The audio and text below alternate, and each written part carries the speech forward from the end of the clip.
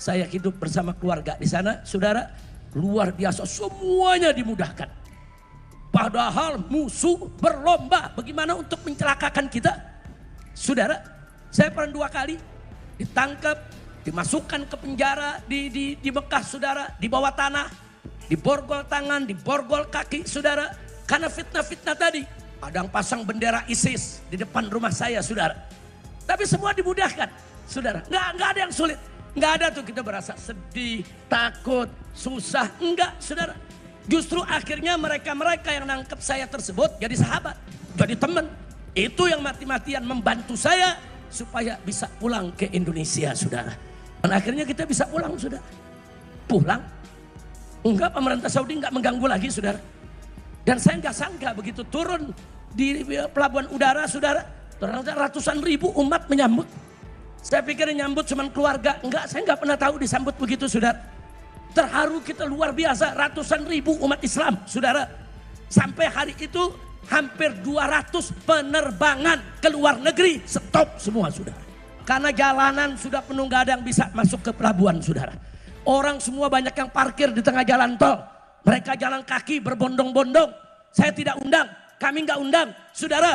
Tapi semua itu adalah kehendak Allah Subhanahu wa ta'ala, betul? Itulah sebabnya ada yang marah, ada yang iri, dengki, hasad, saudara. Kenapa orang ini sudah difitnah, sudah dihabisi, sudah dicaci maki, sudah dikriminalisasi, sudah dibuang ke luar negeri, kok masih disambut? Kok masih disambut? Kok masih banyak yang ngikutin? Mereka sakit hati, saudara. Itulah sebabnya kenapa selama 1 bulan kita diintelin, kita dimata-matai, kita dikejar-kejar. Semua tempat mereka ikuti. Dan puncaknya terjadilah KM50. Siapa yang bertanggung jawab dengan KM50? Saya jawab, yang paling bertanggung jawab adalah Jokowi. Saya minta dengan segala hormat kepada Bapak Presiden Prabowo, segera reshuffle kabinet, bersihkan kabinet Bapak dari Jokowi dan kroni-kroninya. Takbir. Kalau itu dilakukan oleh Bapak Presiden, insya Allah Allah akan menjaga beliau dan beliau akan sukses memimpin bangsa Indonesia. Tapi kalau beliau tidak bersihkan, kesian beliau, saudara. Karena beliau akan dirusak, akan terus diganggu, saudara, segala programnya oleh orang-orang yang bermasalah ini. Syukur kepada Allah. Doa umat di mana-mana digabulkan oleh Allah. Alhamdulillah. Oh, bagaimana nggak dikabulkan? Di masjid-masjid, musola-musola, pesantren-pesantren, majelis taklim, tablik akbar. Di mana-mana hampir tiap hari kita dengar para kiai, para ulama, para santri baca sholawat asghiliz zalimin biz zalimin. Betul? Betul. Bahkan ada yang naik mobil, disetel di mobilnya sholawat asghiliz zalimin biz zalimin. Apa itu artinya asghiliz zalimin biz zalimin? Kita minta kepada Allah, sudahlah dengan barakah nabinya, saudara, agar orang zalim dibikin sibuk dengan orang zalim. Alhamdulillah. Sekarang orang zalim lagi pada ribut. Alhamdulillah. Lagi main jorok-jorokan ke penjara.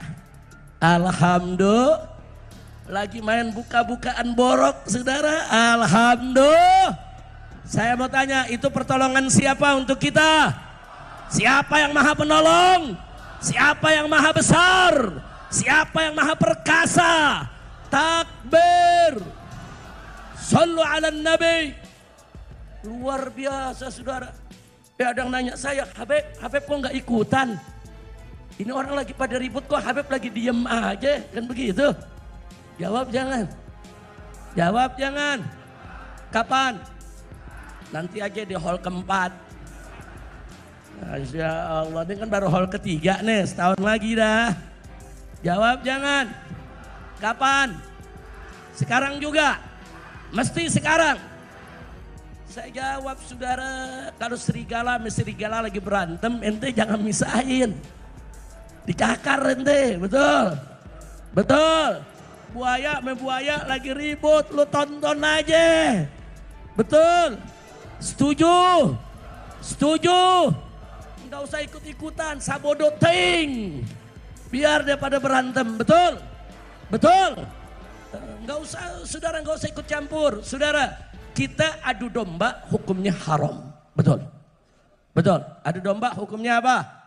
Jawab yang kompak. Adu domba hukumnya apa? Adu manusia?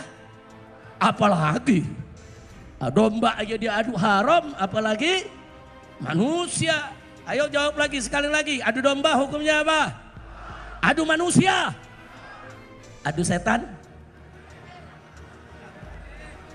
Ayo, bingung kan lo? Adu setan?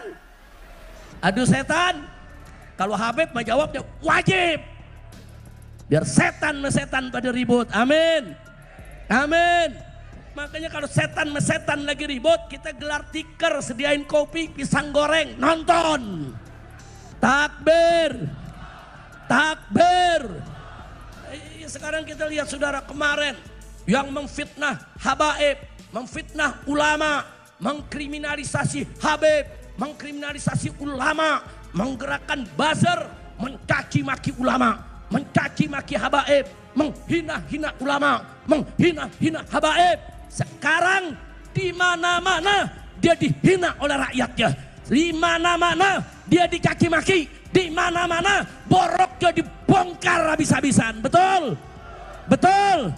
Itu pertolongan siapa buat ulama? Pertolongan siapa? Takbir. Ulama bongkar mereka nggak mampu, saudara. Ulama nggak punya data, tapi Allah bongkar, saudara.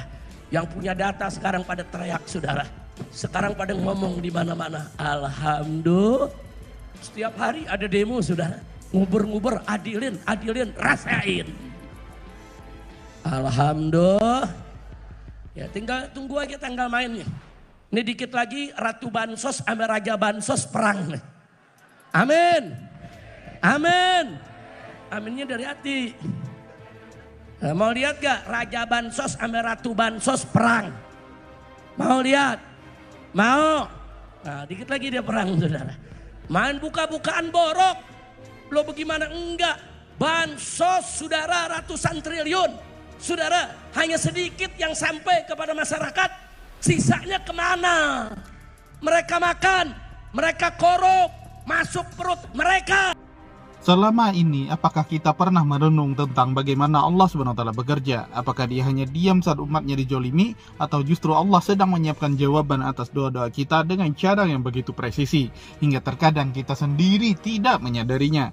Hari ini saya ingin bicara tentang sebuah fenomena yang sedang terjadi di Indonesia. Fenomena yang jika kita renungkan lebih dalam, ini adalah bukti nyata bahwa Allah SWT tidak pernah tidur. Bahwa setiap doa yang kita panjatkan, termasuk doa dalam salat asjil, sedang dijawabnya dengan cara yang sangat tajam, kritis, dan bahkan menyakitkan bagi mereka yang zalim. Mari kita ingat kembali isi dari salawat asjil. Dalam doa itu kita memohon kepada Allah agar orang-orang zalim disibukkan dengan sesama mereka, agar mereka saling bermusuhan, saling menjatuhkan, sehingga mereka tidak lagi punya waktu untuk menzalimi umat Islam. Doa ini bukan sekadar permohonan biasa. Ini adalah doa yang penuh strategi ilahi, doa yang meminta Allah langsung untuk menghancurkan musuh dari dalam barisan mereka sendiri. Nah, coba kita lihat apa yang terjadi hari ini di Indonesia. Beberapa tahun lalu, Habib Rizik Syihab menjadi sasaran kebencian massal oleh sekelompok orang yang mengaku sebagai penegak kebenaran. Mereka bersatu padu, bergandengan tangan demi menyerang seorang ulama besar yang hanya ingin membela agama dan umatnya. Media massa pada waktu itu dipenuhi dengan narasi-narasi hitam, tuduhan-tuduhan tanpa dasar, bahkan upaya kriminalisasi dilakukan secara sistematik. Semua dilakukan dengan satu tujuan, yaitu menjatuhkan Habib Rizik dan melemahkan umat Islam. Namun apa yang terjadi kemudian? Ternyata mereka yang dulu begitu kompak dalam kebatilan, kini mulai tercerai-berai. Konflik internal merebak di antara mereka, saling tuduh, saling menjatuhkan, bahkan ada yang sampai terjerat dalam skandal-skandal besar yang membuat reputasi mereka hancur lebur. Yang dulunya bersatu dalam kebohongan, kini saling menghancurkan satu sama lain. Apakah ini kebetulan? Tentu tidak. Ini adalah jawaban Allah atas doa-doa kita selama ini. Ini adalah manifestasi dari salat asjil yang telah kita panjatkan selama ini. Allah tidak hanya mendengar doa kita, Dia menjawabnya dengan cara yang begitu tajam, hingga mereka yang zalim tidak sadar bahwa mereka sedang digerogoti oleh kekuatan mereka sendiri. Tapi mari kita lihat lebih dalam. Kenapa Allah menjawab doa kita dengan cara seperti ini? Kenapa ia membiarkan mereka yang zalim saling bertikai? Jawabannya sederhana, karena itulah cara Allah memberikan pelajaran kepada mereka. Karena mereka telah menggunakan kekuasaan, media, dan narasi palsu untuk menindas umat Islam selama ini. Maka Allah membalikan senjata mereka sendiri melawan diri mereka sendiri hingga mereka saling menghancurkan satu sama lain. Mereka yang dulu menggunakan media untuk menyebarkan fitnah, kini media yang sama menjadi alat untuk menghancurkan diri mereka sendiri. Mereka yang dulu bersatu dalam kebohongan, kini kebohongan itu menjadi pisau yang membelah mereka sendiri. Mereka yang dulu merasa kuat karena kekuasaan, dan kini kekuasaan itu menjadi racun yang merusak mereka dari dalam. Allah cukup membiarkan mereka yang hidup dalam kebohongan akhirnya dimakan oleh kebohongan itu sendiri. Namun pertanyaannya adalah, apakah kita sebagai umat Islam sudah cukup bersyukur atas semua ini? Apakah kita sudah memanfaatkan momentum ini untuk memperkuat iman dan persatuan kita? Atau justru kita masih terjebak dalam sikap pasif, yaitu hanya menonton drama politik tanpa melakukan apa-apa? Ingatlah saudara-saudara sekalian, bahwa Allah tidak akan mengubah nasib suatu kaum kecuali kaum itu sendiri yang berusaha mengubahnya. Doa adalah senjata ampuh, tapi doa tanpa usaha adalah kesia-siaan. Jadi marilah kita tidak hanya berhenti pada rasa puas melihat musuh-musuh kita saling bertikai. Mari kita gunakan momentum ini untuk bangkit, untuk memperkuat dakwah, untuk menyebarkan kebaikan, dan untuk melawan kezaliman dengan cara yang benar.